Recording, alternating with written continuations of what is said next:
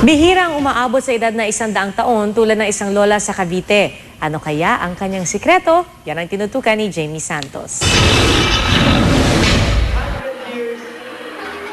Present ang 8 anak, mahigit 100 apo pati mga apo sa tuhod at sa talampakan sa 100th birthday celebration ni Lola Andang.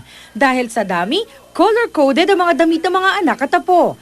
Bagaman hindi na raw nakakakilala si Lola Andang dahil sa katandaan, dama naman daw nilang masaya siya dahil kumpleto sila sa kanyang kaarawan.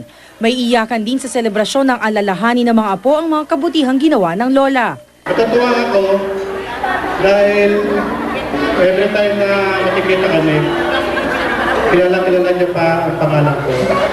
Dahil siguro, naisip ko, siya nga yung nagbigay ng pangalan sa akin. Siya po kasi yung nag-alala sa akin, simula nung namatay yung nanay ko. Kaya po yung lahat po ng memories po na naiiwan po ng lola ko sa akin, madadala ko po yun hanggang sa pagtanda ko rin po.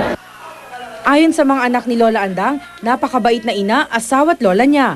Maaring isa raw ito sa kanyang sikreto kaya umabot ng 100 taon. Hindi siya mapalagalit eh. Oo. Mapansensyosa siya. Magpakabait, madasalin siya. Lagi kami nagdadasal, lagi kami nagsisimba. Awit at video presentation ng handog ng mga anak at apo kay Lola Andang.